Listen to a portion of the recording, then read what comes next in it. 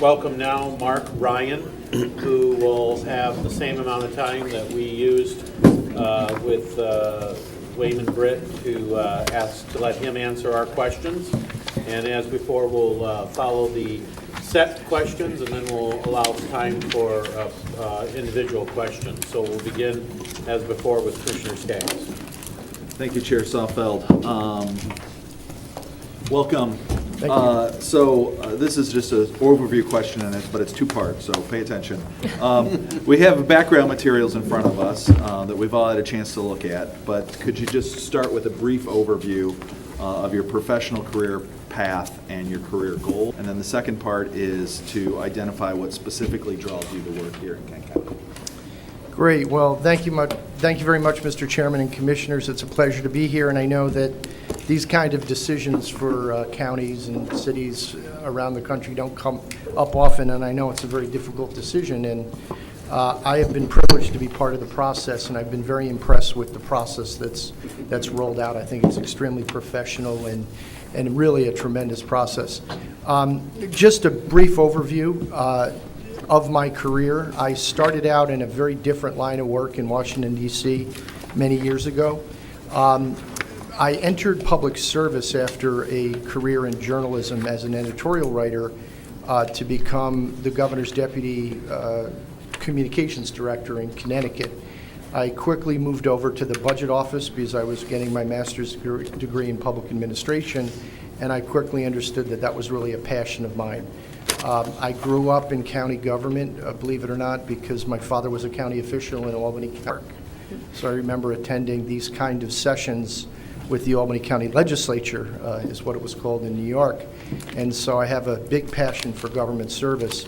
I served the state of Connecticut for about 10 years, 7 years as the management secretary and state budget director, but prior to that I held top-level positions within the budget office, a policy director, number 3 in command, leading local government oversight as well as federal government liaison, and then ultimately deputy budget director, oversaw healthcare policy, and then budget director, where I oversaw the entire budget. That was about a 7-year there. Just a brief overview of how Connecticut operates. While there are geographic counties, counties do not exist from a governmental standpoint in Connecticut. So all of the jobs of the county is done at the state level. And so it really is acting both as a state and county entities when it comes to any of the block grants and things of that nature that normally move down at the county level. That was being handled all by the Connecticut. My office was very unique because it was accountable both to the governor as well as the legislature. It was a statutory position, and I took that very, very seriously. I worked with everyone very closely. We had a number of different elected officials, most of whom were in the opposite party of mine, but party didn't matter to me. We worked very closely on many, many initiatives, regardless of party. Worked very closely with the legislature. I respected what they did, and obviously I worked very closely because I was ultimately nominated and worked under him. The management secretary sort of shared responsibilities with the governor in many ways. From a statutory perspective, it really had budgetary and policy and management oversight of every state agency. So we co-led with the governor. I did sort of the management of the entire state government, from criminal justice to public safety to human services to mental health, and all those agencies reported up to me on a basis from management, policy, and budget situation. It was a tremendous opportunity I had at a very young age, to be honest with you. I was budget secretary in my mid-30s when I was originally named, but it was a job I loved and I had passion for because I could make a difference in people's lives, and ultimately that was what was important to me. I left government to go into the private sector. I have been since then a number of health plans and executive level positions. I have a major background in healthcare and human services. I created a number of health plans or developed different lines of businesses for health plans along the way, in addition to becoming a compliance and regulatory expert at those health plans. One great mission-oriented thing that I had that probably I would say was my second greatest job out there was creating a health plan for individuals with HIV, because it was a very mission-oriented job. We were able to design a Medicare and Medicaid plan that met the goals of being responsible and running a plan appropriately, but at the same time designing benefits to help people with those conditions that had very significant barriers to health care. In 2010, a group of healthcare executives got together and we created a healthcare software IT company really from scratch. It was based on cloud computing. I was sort of the business executive. I understood health plans and those kind of things. We had a number of IT executives that came together, but it was really sort of a novel concept of creating a healthcare IT platform for health plans. We were able to successfully grow that business from 0 employees and 0 revenue to over 70 million in revenue when we sold the company in 2016. Since that time, I've been working at that company in a transitionary role. I made a decision with my wife, and here I go hopefully to the second part of your question, to really get back into public service. I'm at a point in my life now where I think I've done a lot both on the public and the private sector side. Very proud of what I've accomplished. But really, I would love to get back into public service because it's something I loved. Again, I love what I did in the private sector, but the best job I ever had was serving the people of Connecticut, and I would really love to return to do that. I've looked at this area as a area that really looks a lot like Connecticut, to be honest with you. It's got a strong governmental infrastructure. It's got a government. It cares about how people are treated, and that's why I'm really attracted to this position. And I know it's a very tough decision that you're going to go through over the next week or so, but if I am chosen, I would readily accept, and it would be my privilege to serve all of you. Thank you. Commissioner Antor. Thank you, Chair. Good morning. Good morning. Welcome to Kent County. Thank you. What do you consider as essential in the relationship in the position that you're seeking and with this commissioners? Sure. Well, I think first and foremost, you guys are the elected officials, but I also know that you guys have your own full-time jobs and you're working every day, and you want someone that's always going to be up on the issues and be very transparent and forthright with what the county administrator and the controller is telling you. So first and foremost, I've always practiced a great deal of transparency. And again, I go back to the point that in Connecticut, there were 186 lawmakers coming after me every day. There were constitutional officers coming after me. There were my own staff agencies, and I always practice that you have to be very transparent when you're working. So my commitment to all of you would be really being very transparent. I would be extremely hardworking. I think one of the things that you'll know from me is I will certainly respect decisions you make because you guys are the elected officials. But at the same time, I will not be quiet in the right manner of telling you what is the best goal to have. I will thoroughly research all aspects of what I do. That's sort of my nature. I tend to dig down deep into different kinds of issues. That might be a little bit one of my weaknesses because I like to go really deep if I were to be so bold to say that. But at the same time, I think that is a great positive about what I do. I will interact at all levels of government with people, not to undermine any directors or supervisors, but I really want to know what's going on. And I also somebody that's going to be very innovative moving forward. I think if I look at the way Kent County is run, it's run tremendously well. At the same time, I like to say that in all government, there are landmines hidden out there that are going to impact all of you moving forward. I think about my knowledge of healthcare in the federal system, and I know in my experience with Connecticut that local government tends to be the most impacted by decisions at the federal level. And I think if you look at the federal debt crisis and budget crisis nationally, that's only going to make it even harder for local governments to run and meet services in the future. The debt crisis there, whether Democrats or Republicans ultimately, or the presidency or control Congress, are going to have to be making very tough decisions, because when you have $20 trillion in debt nationally, you know that's going to occur. So regardless of what happens in Washington, things are going to contract. It's less dollars at the state level, and automatically the state is going to continue, as they are already doing today, reduce intergovernmental transfers to you. So it will be a challenging time. I think you're very well set up, but my commitment to you would be to use my vast experience in this area, both in the public and private sector, to deal with those hidden landmines out there so that you can sustain your bond rating, you can sustain the high quality of life in the county, and ultimately sustain services to the people, because that's what it's all about. Commissioner Korndike. Thank you, Chair. Welcome to Kent County, and I hope you enjoyed your little trip through our airport that we're very proud of. I did, thank you very much. And I'd love to comment on that later when a question arises. Okay, thank you. One of the great strengths of Kent County is its key role in leading collaborative partnerships. How has your professional experience prepared you to build on this Kent County strength?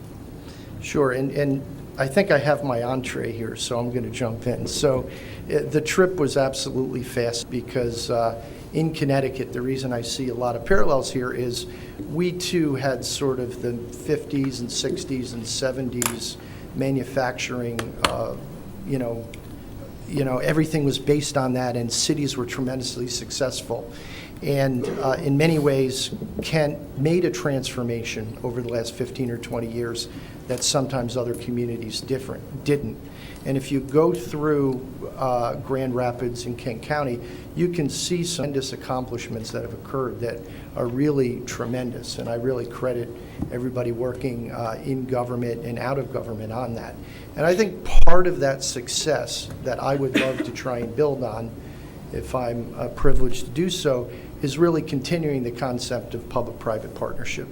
The one thing you will know is I am a big believer within government of collaborating from the federal down to the state, down to the local level, county, municipality, state, and federal. I'll give you one indication of a major economic development project that I co-led in the state of Connecticut, which was about $1 billion project, where we literally put together public-private partnership from federal all the way down to local, tax incentives, funding, private investment, public investment, nonprofit investment, tax credits, housing tax credits, all these kind of things really came together to do that urban revitalization project in a very major way.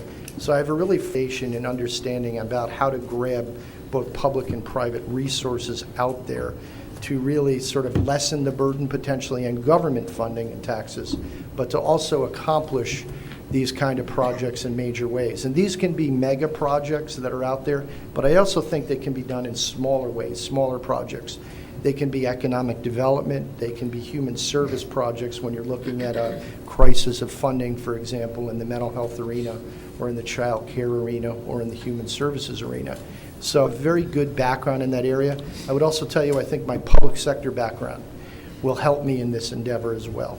As you know, in order to have played a part in building a business from zero revenue to 70 million in selling the company, you have to be very innovative, you have to be business-minded, you have to have a very good strategic and business plan to make that work.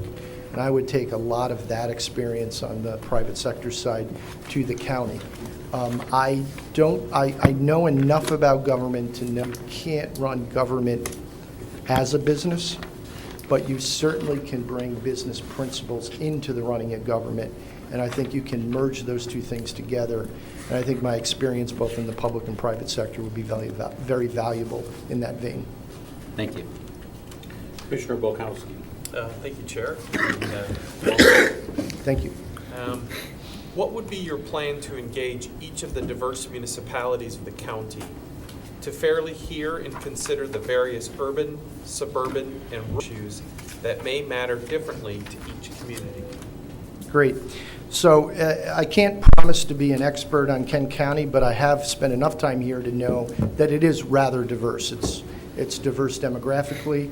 It's also diverse from an economic base and things of that nature. Again, not too different than Connecticut. In Connecticut, I was dealing with agricultural issues with the Department of Agriculture and promoting, farming and other investments.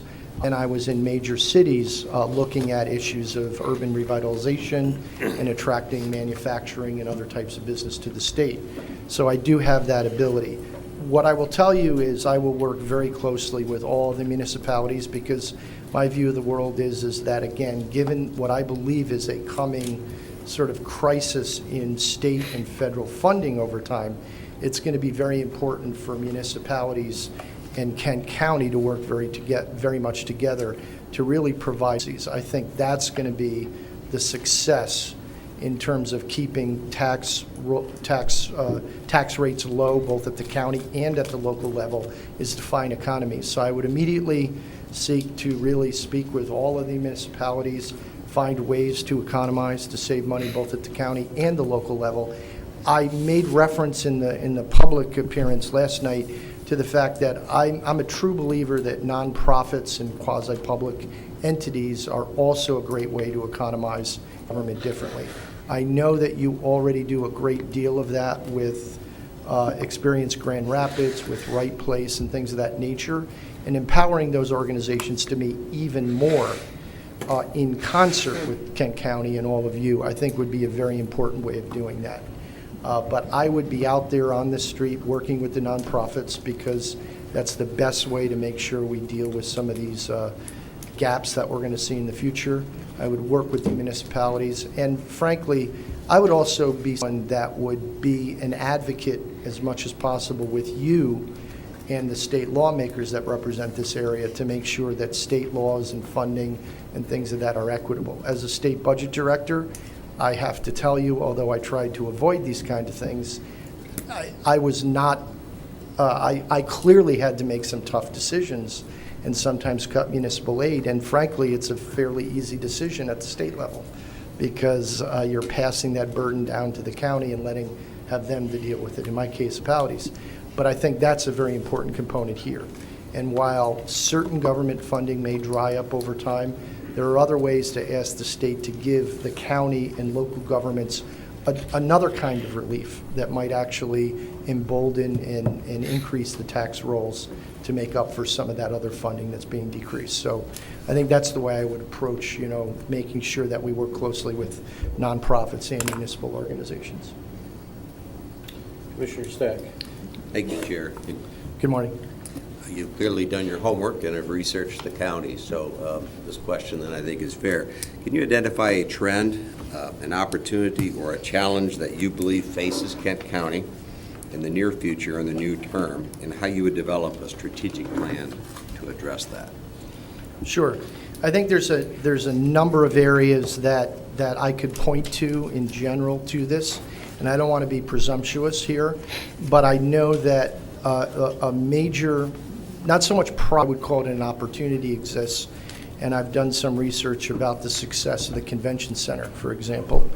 I was instrumental in my agency in Connecticut of developing the Hartford Convention Center with a quasi-public, and I know a lot about mid-sized convention centers and the success they can have, but also, if not done right, what happens. I think from my understanding of the convention center here, in concert with the arena and the authority, it's been tremendously successful.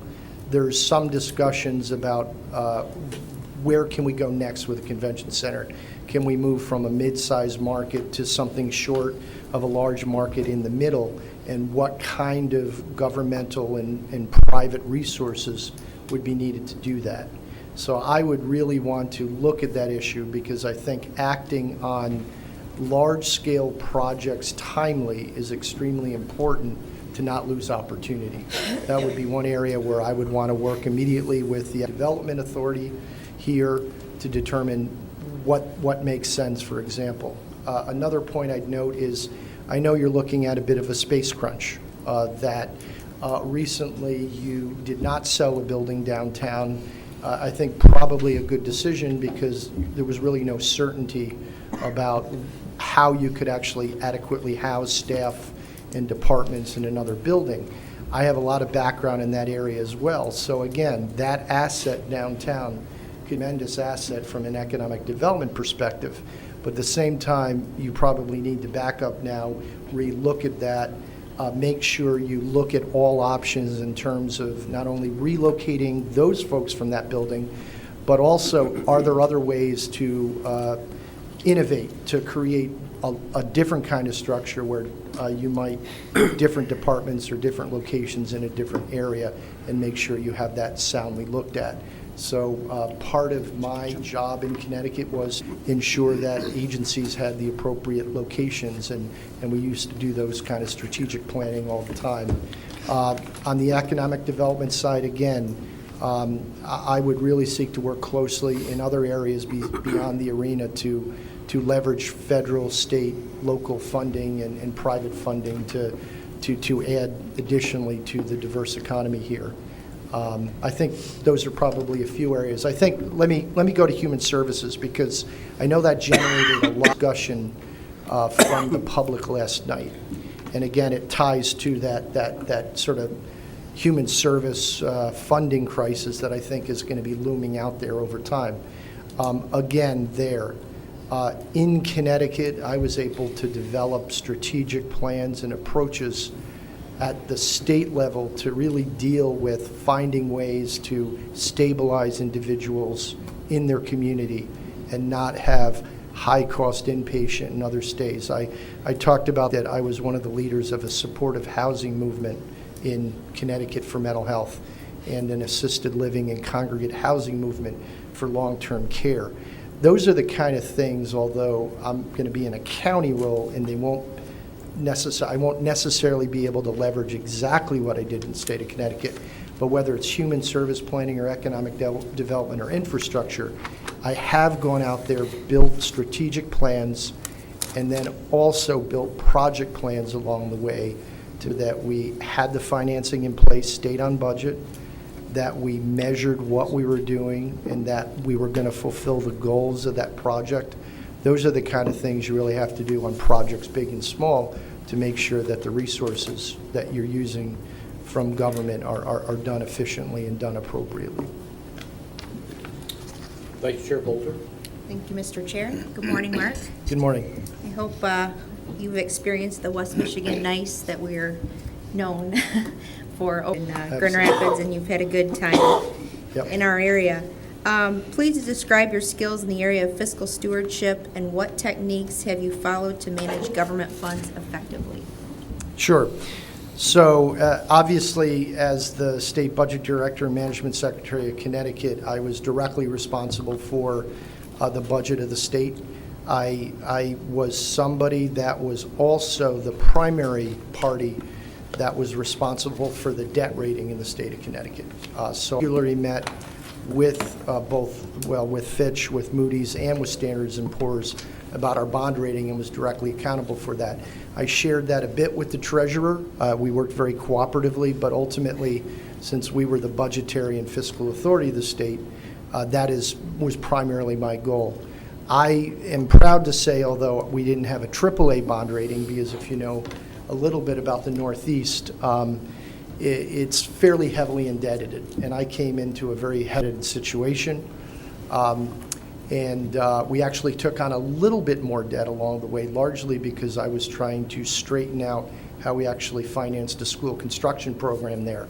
And I explained that if we took on a little more debt in the short term to the rating agencies, we would actually stop this double funding of school construction in the state, and they felt that that was a very wise move over time.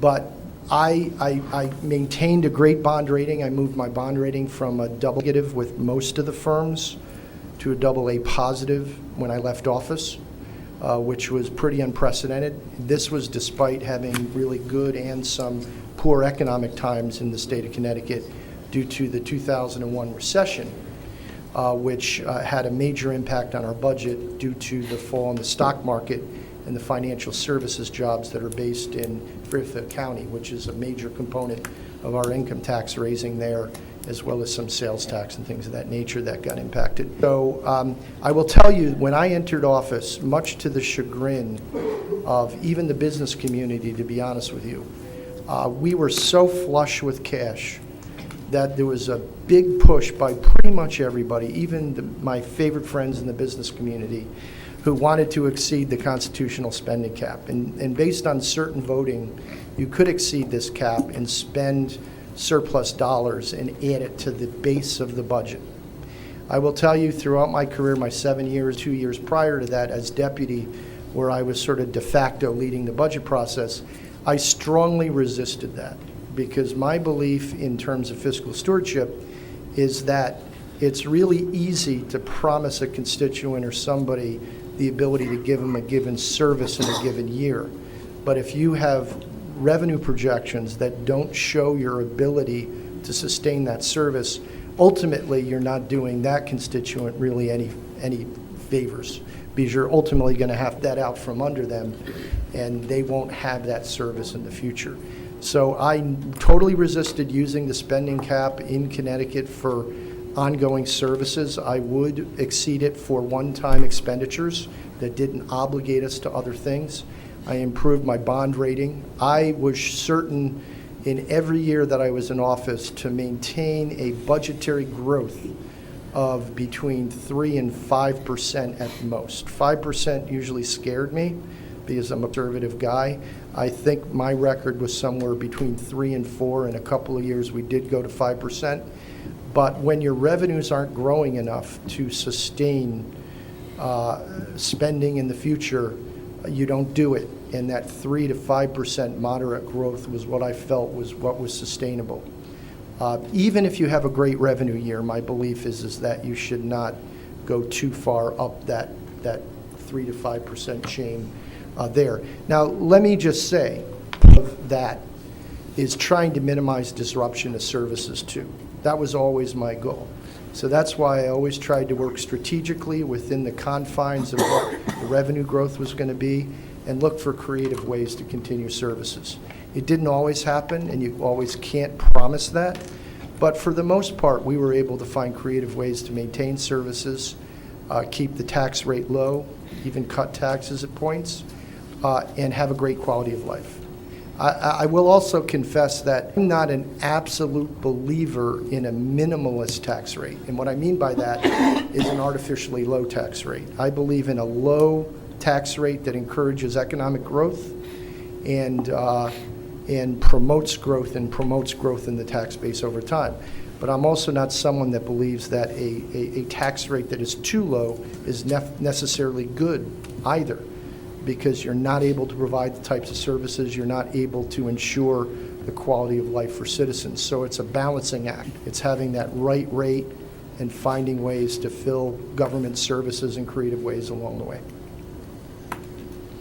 Mark, could you describe the process you would follow to comprehensively evaluate our current operations and to develop innovative improvements?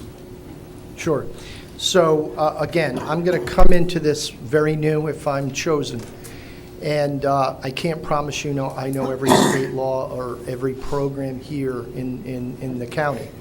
But I think that I'm an extremely fast learner. I think if you look at my background, I was known as the person in the state of Connecticut that could pretty much tell you everything about every line item in a $15 billion budget. And I'm very proud of that. So my first 90 days, and we always start out with 90-day plans in the private sector. What are you really going to do? What are you going to accomplish? And what are you going to benchmark that person that you've hired to do within that 90 days? And I will literally come in, I will 90-day plan, and a good part of that 90-day plan will be visiting every agency and talking with every department head, every mid-level supervisor, director, all the way down to the line workers. I want to hear exactly what's happening in the organization. I would immediately ask department heads to give me a briefing packet that would comprehensively sort of outline the opportunities and also the weaknesses or threats out there. I'm a big believer in the SWOT concept. What can you strategically do? What are your weaknesses? What are the opportunities? What are the threats out there to really understand that? It's sort of a pretty big business concept that some governments are now starting to use, but that kind of SWOT analysis to me is very important. I would, again, that 90 days is going to be very intensive for me. I'm not going to sleep very much. I'm going to go out to every agency.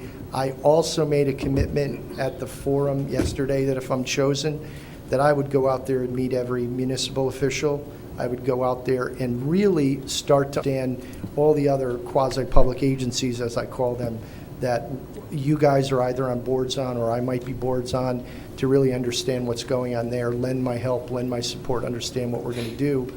And also nonprofits. Again, I've been associated with a number of nonprofits over my career, whether they're in education or human services or even in economic development. And I think leveraging those opportunities are extremely important. I think the transparency job is going to be first and foremost for me. So I will have any number of public sessions within the bounds of what is allowed to really solicit input and draft that long-term plan. I would quickly come back to all of you with an assessment of what I saw. Where do I think we might be able to go? Where do I think the landmines are that I talked about, and how can we start addressing those? Thank you. Commissioner Hennessy. Thank you, Mr. Chair. What do you see as the opportunity to support diversity, equity, and inclusion? And how will you intentionally promote these values through our organization and in the community? Sure. This was an important issue that I think was raised yesterday too. And the fact that it was raised in the public forum, I think really means that we have to go out of our way to try and deal with some, perhaps what I might call some anxiety. From what I understand of your track record here, it has been a track record of inclusion and diversity and things like that.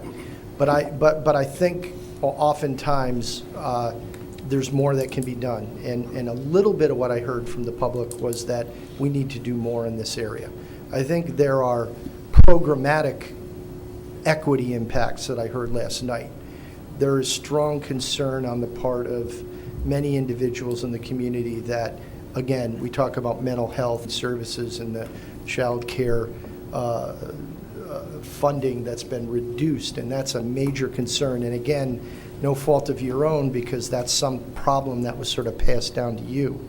So I would work very hard, again, in the spirit of trying to maintain a level of services for everyone and really go out to every part of the community, regardless of race, of gender, of place in life, as we might call it, and see what we do in a governmental manner, or again, working with nonprofits in very innovative ways to see if we can fulfill those gaps that we might see in the budget from time to time, or that may grow over time too, which I think is an important point. You have to plan for the future as well. So building those innovative solutions and those collaborations now, anticipating that this shortfall in funding in mental health and in human services will continue, will be very important. When it comes to diversity and equity issues within the workforce, I confessed to the search committee when I was interviewed that I actually, while there's the letter of law of diversity laws that everybody has to follow, I frankly am not certain that those things really work terribly well, because they're sort of mandatory provisions that put people in a place of non-acceptance oftentimes. And what I mean by that is they're going through the motions of following these letters of the law. Equity dictates at the federal and the state and other levels, but it may not be in a sincere manner, or it may look very motivated from above. I'm a big believer in voluntary initiatives supplementing those kind of measures, where I know you have set up a couple of commissions that have diversity awareness and things of that nature. I think those are great ways to go. I think teamwork concepts within government are important. In the state of Connecticut, as well as in my current job, teamwork, team building, and those kind of things, I use a great deal to break down barriers. They may be knowledge barriers sometimes. They could be gender barriers. They could be diversity barriers. But that teamwork and the concept of empowering people at any stage in the workforce, from a line worker all the way up to a director or a manager, all the way up to a department head, begins to empower every job. It gives them chances for promotion. It gives them chances to feel valued in the workforce. It gives them chances to have their work recognized. So I would clearly go down those kind of more voluntary routes. Mentoring, I suggested both to the search committee as well as last night that mentoring to me is the most powerful tool to motivate people. And I have gone out of my way to mentor many, many different people of both genders, of many diverse backgrounds in my career, because if you can provide knowledge and advice and career counseling and things of that nature, you begin to, quietly break down those barriers. It doesn't happen overnight, it happens over time, but it builds that sense of inclusion and security that people want in their jobs. I would also say that recruitment, I think, is a very important aspect as well. You have a lot of colleges in this area.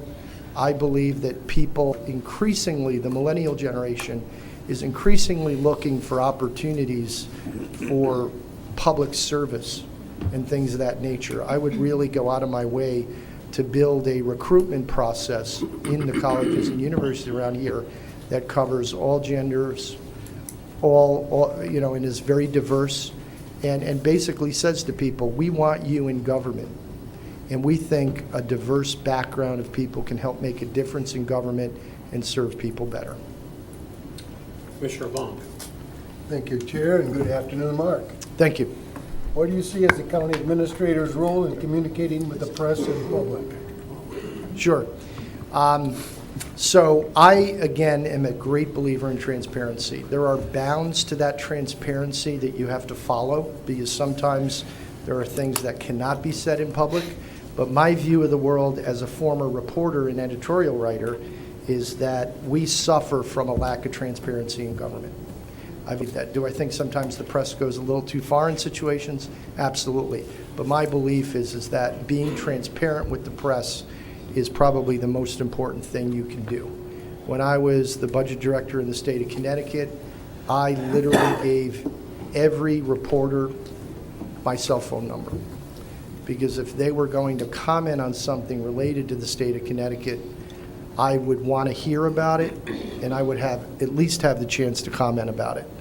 I don't ever want you to say the County of Kent or the state of Connecticut back then didn't comment or didn't have the chance to comment, because we have an obligation to be very transparent with citizens, and the media is the vehicle to do that. There are other vehicles, public vehicles, that you can use, but ultimately it's sort of the media that brings most of that message forward. And more importantly, I've found that oftentimes you really need to spend time explaining issues to the media, because they may not be involved in all areas of government. And so when you have that opportunity to break it down for the media, the press coverage you will ultimately get is fairer. And the media, when you have a good relationship with them, can also be a little more forgiving later on when you run into an issue. So another good reason to be very transparent. Commissioner Morgan. Thank you, Mr. Chair. Good afternoon, Mr. Ryan. How are you? Good afternoon. Can you please describe a situation you've handled where the community faced a contentious issue with strong diverging opinions, and what did you learn from that experience? Sure. I would say that two notes. One, my boss in Connecticut ultimately had major ethical lapses that I had to deal with, and it was extremely contentious. There was a period of time in Connecticut state government for, I would say, 8 months to a year, where the gov very much focused on not governing, but on different things. And I had to work very closely with the constitutional officers, with the leadership of the General Assembly, to make sure that we were making the right decisions, and really to divorce myself from what ultimately were personal lapses by the governor. And that was extremely trying for me, but I learned a great deal from that ultimately you have to do the right thing for the citizens and the people you're working with. And you have to set aside any personal ties you may have that frankly helped to make my career at the time. I think another note that I would say is in the 2001 recession, after the 9/11 tragedy, which had tremendous impact on me as well, being so close to that event and having hundreds, if not thousands, of people working in New York City coming back home impacted by it. But we had a fairly major crisis in our budget. Because we had a strong rainy day fund, we were able to deal with short-term implications of it.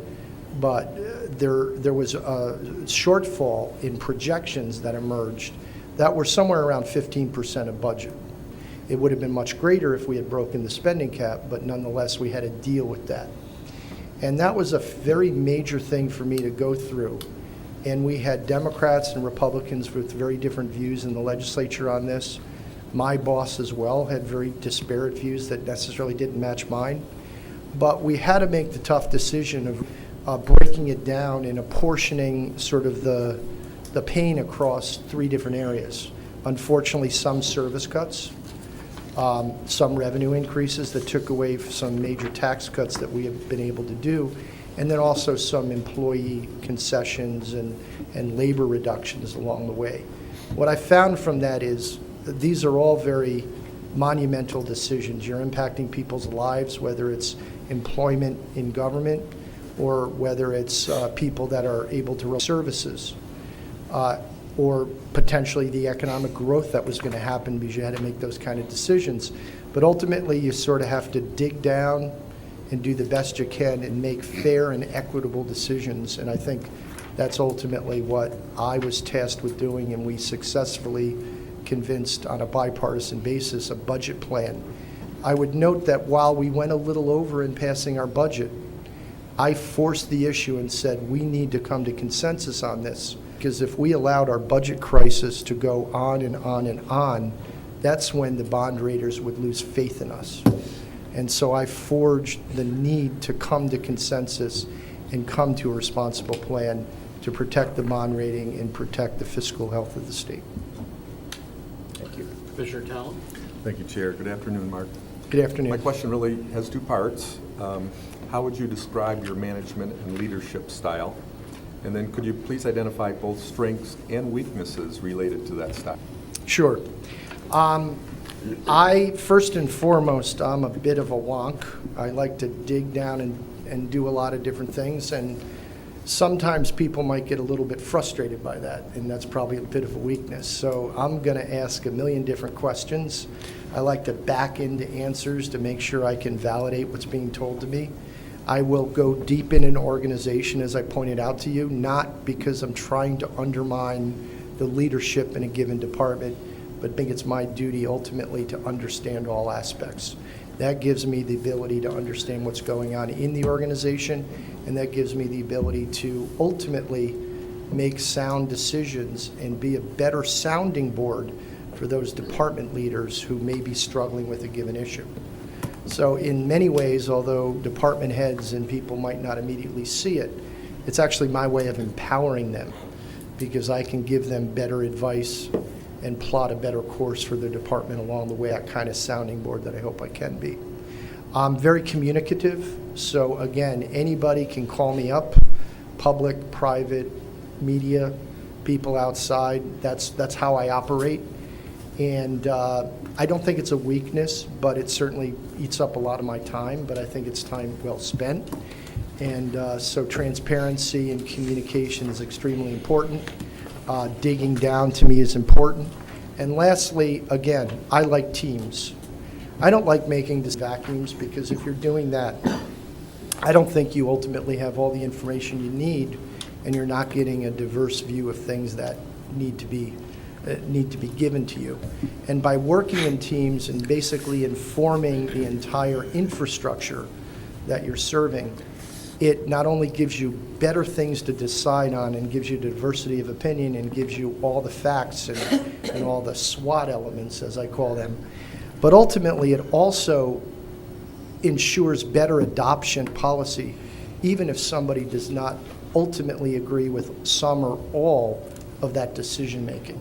So that's my way of a constant feedback loop down to gather information, back up for me to formulate a decision, and then back down again to communicate the rationale for a decision to ultimately get everybody to buy in and ameliorate concerns along the way.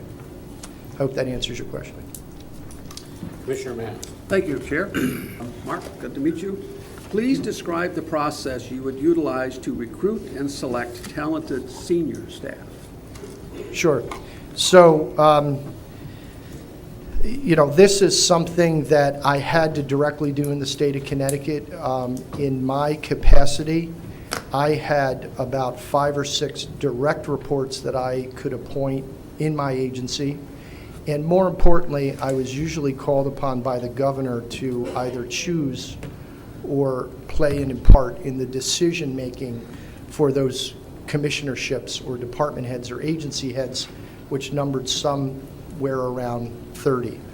And I, again, spend a lot of time with candidates first to understand exactly their motivation in wanting to take the job, exactly what their experience is, and I'm going to engage one-on-one with them on the issues.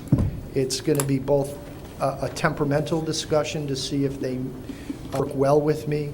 It's going to be a discussion related to how they manage and lead staff, and it's also going to be a discussion on the issues. And I think my track record in hiring ultimately has been pretty good along the way because it's a very engaging and deliberative process that I do there. I think on the recruitment side, I think, again, I don't believe that government can be run as a business, but I do believe that soliciting dates that have experience in business is very important. Because I think, as I've tried to outline earlier, we're going through a sea change in government funding and how government is going to be operating in the future.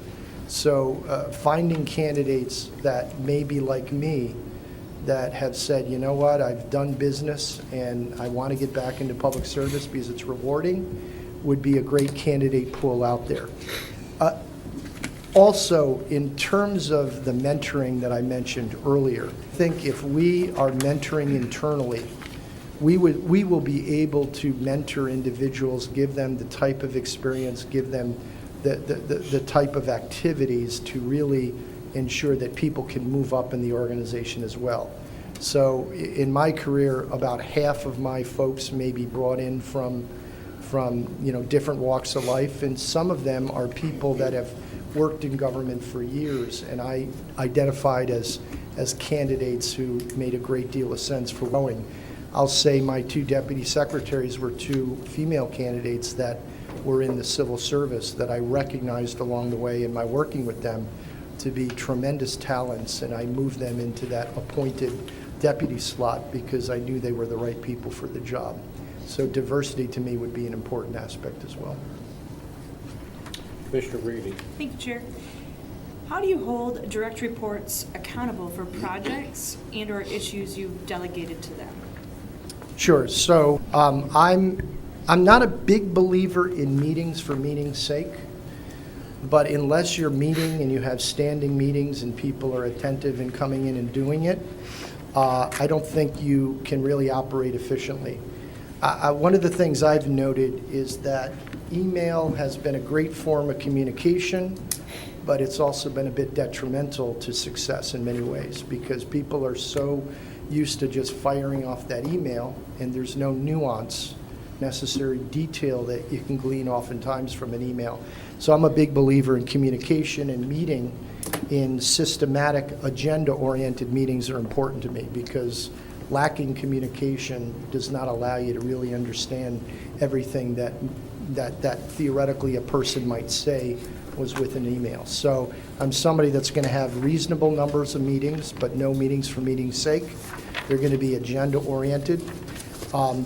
In each of my direct reports today and my reports in government, I was someone that basically gave tasks, made sure they understood what they were tasked to do, because sometimes that's not always clear, and then meeting with them frequently to fulfill those tasks. They might have a 90-day task, but we're going to meet oftentimes in the middle to make sure that progress is being made and there's no question about the task at hand that could emerge or issues that could emerge along the way as well. Commissioner Womack. Thank you, Chair. Mr. Ryan, can you please describe a situation when you disagree with your governing board and how you approach that difference of opinion? So I'm going to go back to the state budget crisis. And I'm going to tell you, although you may not read it in the press, that there was a lot of effort by the legislature, by my boss at the time, to sort of throw up their hands on this budget crisis. Some people were motivated by, I'm never going to touch the issue of taxes because it's politically volatile. And I respect that, I get it. And there were other people that were never going to get together and decide that they were going to cut one penny of services. And left to their own devices, I think, whether it was my immediate boss or later, they would have created a fiscal crisis in our state that would have dragged on for many, many months, if not longer. And I point to the current situation, Connecticut, as a good example of that. And also I point to the state of Illinois, where they have been so reluctant to deal with their fiscal problems that it's created a mountain, perhaps out of probably more than a molehill, but nonetheless a much deeper crisis would have had.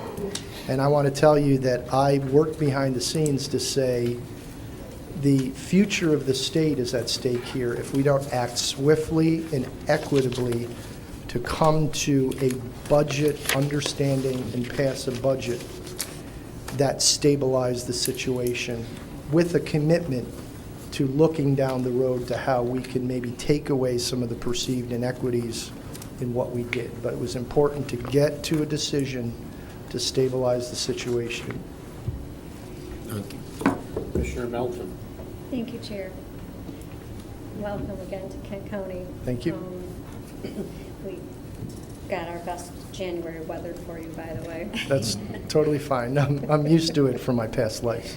So you've already actually told us this in your letter that you wrote to whom it may concern is how you worded it, but if selected as our next county administrator, you said that your tenure would be 10 years. Could you please maybe elaborate on that? What do you see your tenure as being? Absolutely. So,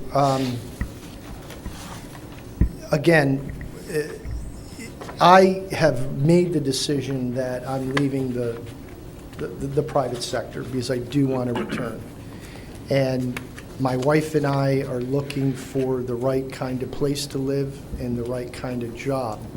And I spent a lot of time soul searching about what that would be. Been at the state level and I accomplished a lot there, but I believe serving in local government would be a great way for me to end my career.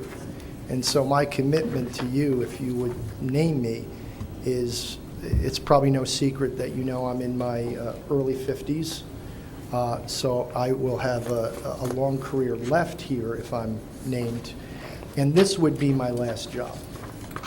I would not look to really make changes beyond this because I believe it takes time to sort of make your mark. And I believe that everybody, I know your last administrator made his mark as a tremendous leader here.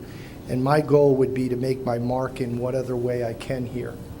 And so that gives me 10, 15 years at least of working for this county, managing the budget, taking care of those minefields along the way, helping to grow the economic base and things of that nature. Thank you. Okay, we'll move now into the part where we can ask questions that we have of our own, and I will begin with Commissioner Antor. Thank you, Chair. I'm really tempted to ask you about the University of Connecticut's women's basketball program. Because if you could replicate that success. I'll tell you, there was a time when both the men and the women won, and we had dueling parades. It was absolutely tremendous. It's pretty amazing to see. We've all been afforded the opportunity here to participate in a defined benefit program for the county, and I think many of us have participated in that. There's a lot of people probably on the outside looking in, especially around the country, where those plans are not just ticking time bombs, but they've exploded.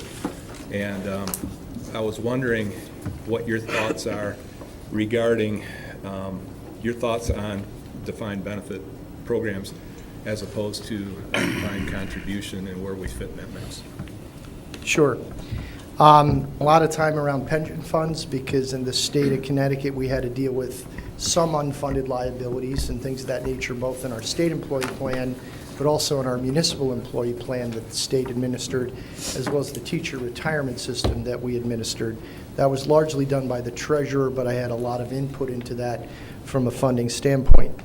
So I think it's important, and I will also confess that I also had a second job when I was state director running a municipality that had gone bankrupt, and their pension fund, in essence, had been depleted, and the unfunded liability of that local pension fund was huge. It was $400 million, and essentially it was a pay-go system in that community. And part of the reason for that was because of sort of irresponsible political bargaining with that unit that did not allow the level of benefit based on the investments and the return that would be having. So in looking at your defined benefit plan here, and in some ways I think you're lucky that you have a well-run one, because you're in a better position than the state municipal system, or the system that municipal workers are in, is that you have literally no unfunded liability. I think when I looked at your your statement of the actuary, it was either 100% funded or very close to it, or a little over. So I think as long as we're able to maintain that kind of funding commitment, I think keeping a defined benefit plan for people that are relying on that would be a fair thing to do with employees. It would be very unfair, and also legally speaking, given where the difference between private sector pension fund law, and I'm very familiar because some of this was challenged in Connecticut, versus public sector pension fund law and determinations. It really is not an option in many ways to impact the status of that defined benefit plan for current employees. What I would say is continuing the funding is extremely important. Moving forward, though, I think it's a fair question to look at whether defined benefit plans for future employees are inappropriate. And it's clear that we are moving toward a defined contribution world. Basically, the entirety of the public sector today now does defined contribution. And you can certainly, doing it correctly, have a very good defined contribution retirement plan that people can have enough to live on, as long as the public sector investment in that and the private individual investment in that is adequate to sustain over a period of time investment gain and things of that nature.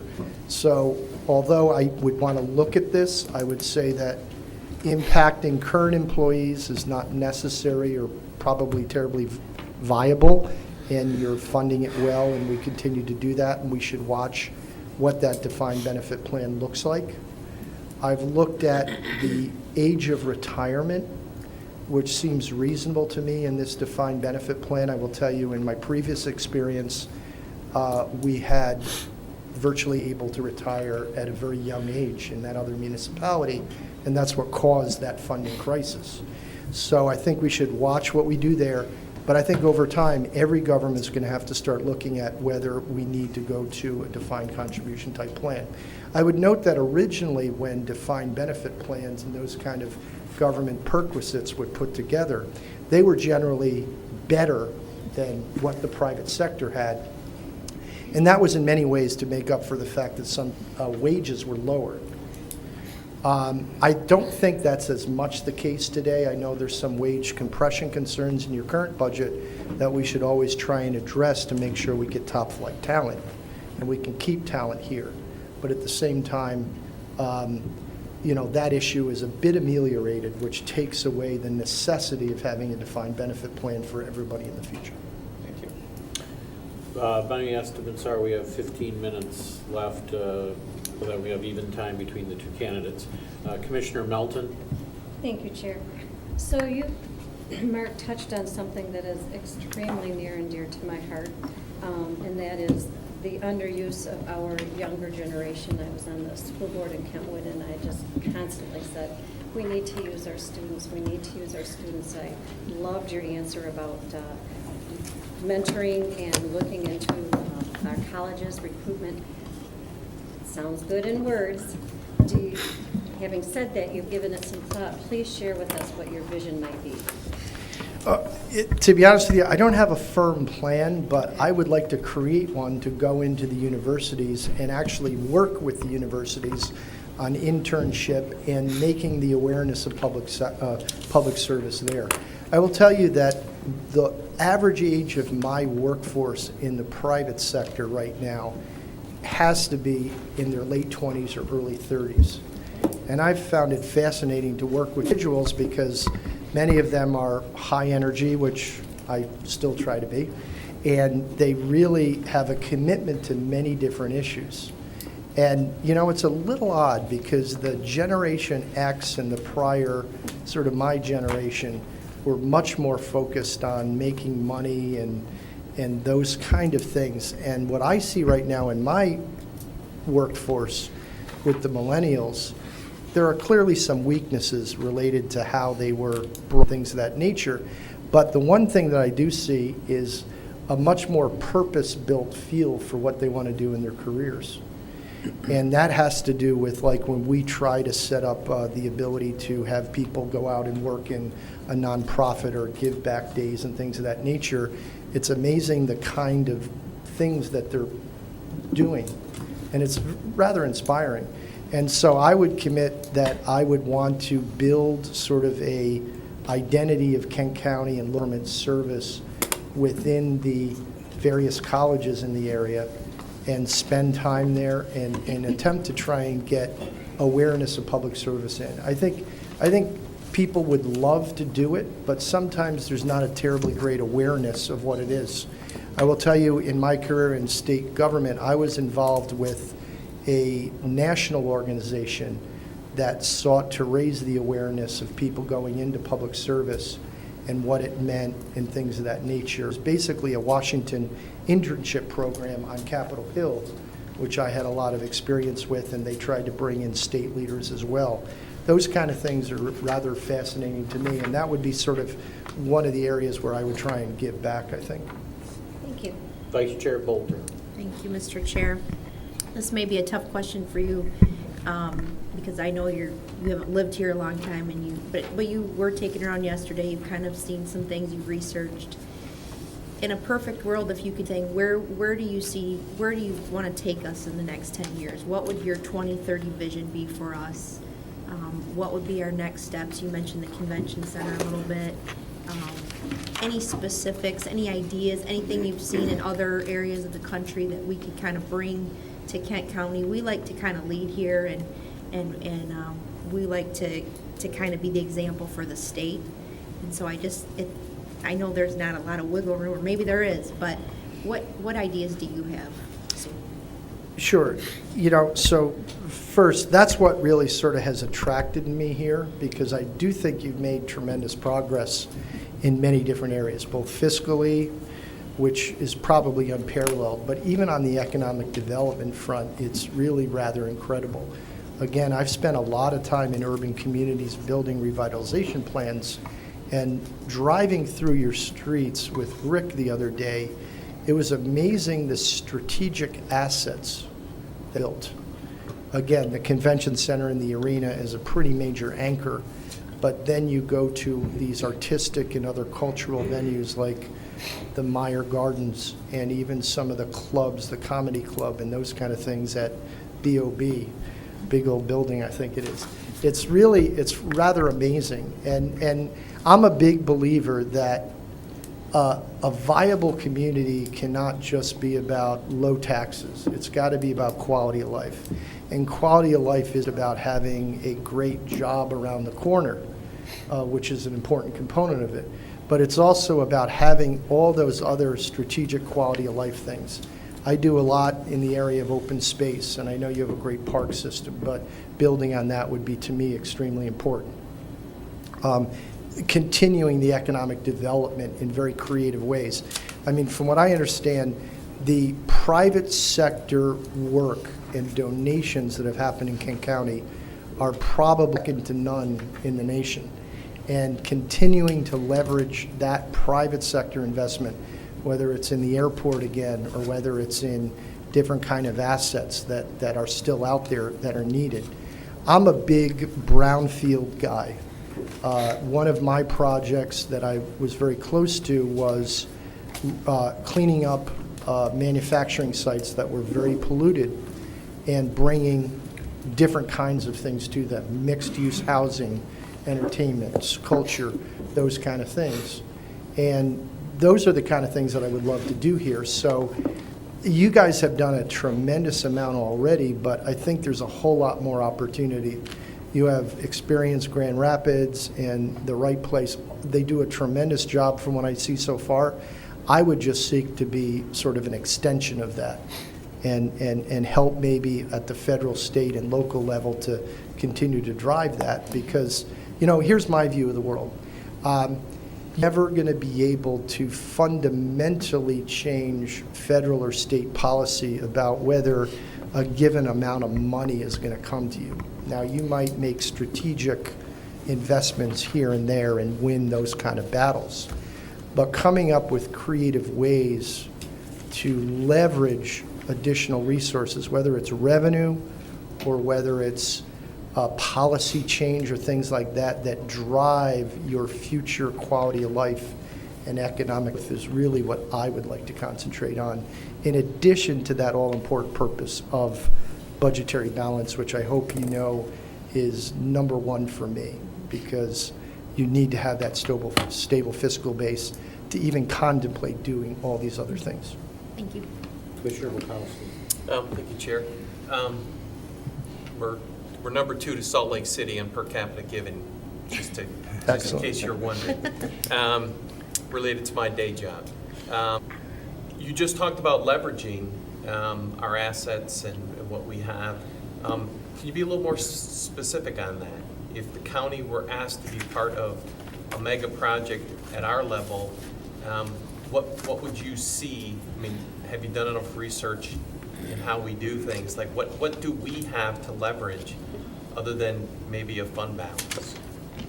Well, I think you have the ability to leverage potentially physical assets like we talked about over here with the potential relocation project. You have the ability to leverage maybe tax increment financing or even some indebtedness if appropriate along the way. And some of that may not be general obligation. It may be revenue anticipation and things of that nature.